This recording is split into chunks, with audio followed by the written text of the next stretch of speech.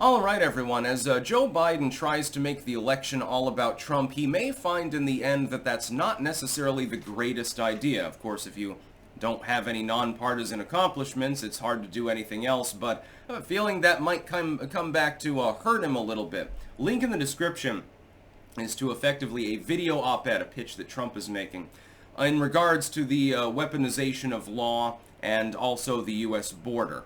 And it hits all the marks. It's actually one of the greater speeches that Donald Trump has made. It's poignant, and Trump has a tendency linguistically to go off script. He even with a teleprompter sometimes he meanders off and makes casual remarks on the side. Both a very good and a very bad thing. It sort of depends on where you take it. Makes you look spontaneous and unscripted. That's a really good thing. And of course, I have to do that every single day in my line of work. Maybe I should be White House press secretary. I wouldn't want to relocate to D.C. Can I call in? I'll take the job, Donald, as long as I can do it remotely. I mean, if you're dealing with the legacy media, doesn't really matter if you're there in person anyway, so who gives a fuck? Anyway, one of his better speeches. The other problem is that you can meander off into other topics. You'll note that I have a tendency to occasionally do that too. It's called spontaneity. It's a good and a bad thing. On the border, the messaging is predictable. Close the border. Hey, all Joe Biden needs to do is do the policies that I was making because they actually worked. You can literally do this via executive order.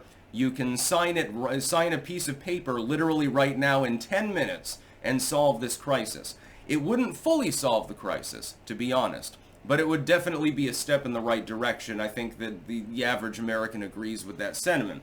An overwhelming majority of independent voters, virtually all Republicans, and a sizable and increasing number of Democrats disagree with how Joe Biden is handling the U.S. border crisis. On weaponization, Trump is talking about basically the Mar-a-Lago case. Of course, the other cases are state level. With Fulton, I know that Joe Biden influences, state level Democrats as well, but, that's sort of an open secret sort of thing. As far as the federal level, it's mostly about document retention. It's the Jack Smith case. Bragg and all of these others, that's state level or local. For instance, Manhattan DA Bragg, Fulton County, that's with Fannie Willis, that case is falling apart. And then with Letitia James and Engeron, that's a civil case and nobody really cares. That one's already culminated and been appealed. When you look at it, Trump is fundamentally correct.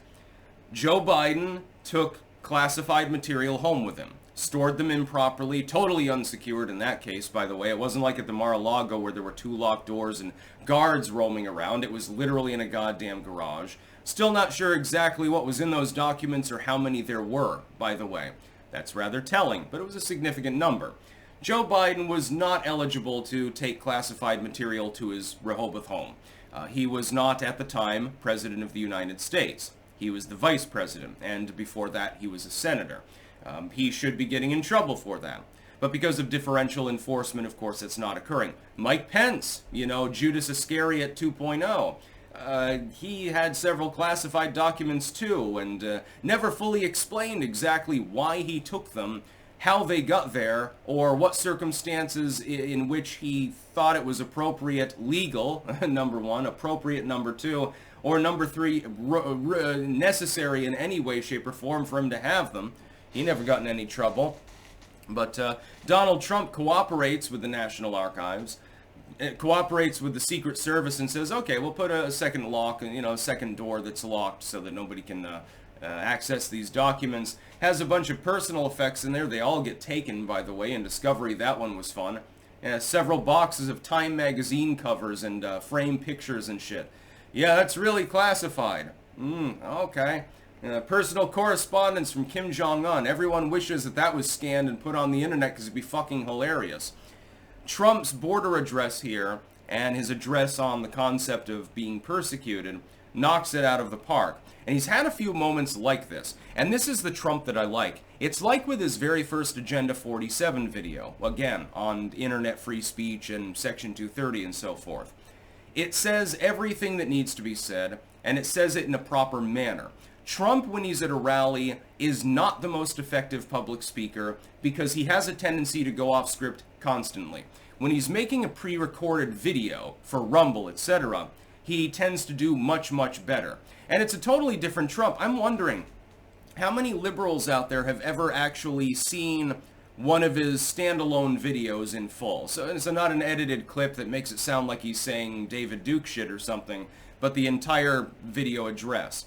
Did you know that Donald Trump actually is totally mentally with it, capable of delivering a speech and not making any mistakes? Because I noticed that your guy seems to have trouble with that. Whether it's pre-recorded or not, it doesn't seem to make any real difference. They have to jab Joe Biden full of dextro in order to get him to stutter out 2 sentences, basically. So I thought this was a good one. And this is what Trump should hammer on.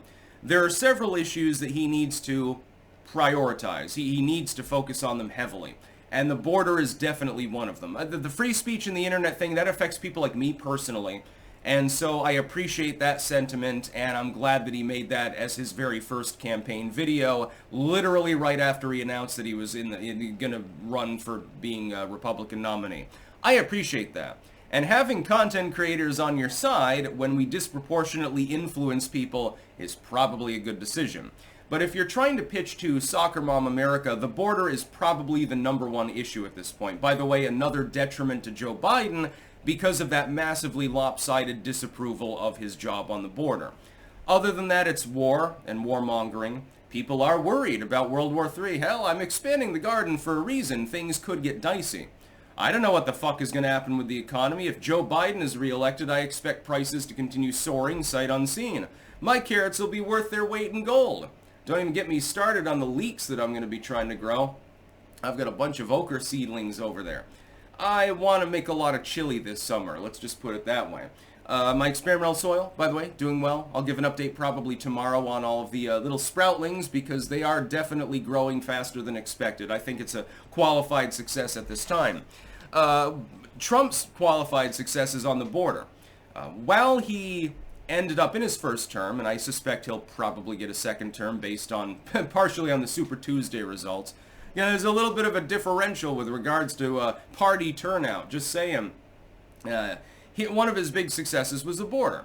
It came in later than he wanted. He had to use defense spending in order to get it done because Congress wouldn't play ball with him, and I suspect they will not play ball with him when he's the 47th president either.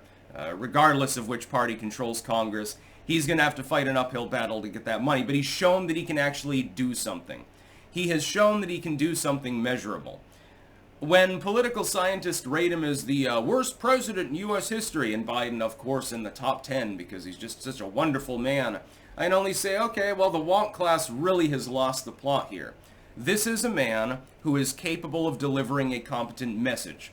It's a message that needs to be said too because there is an actual crisis. It's not some abstract. It's genuinely affecting the country in a very, very negative way, to the point at which Democratic Party mayors in far blue cities are complaining about the situation.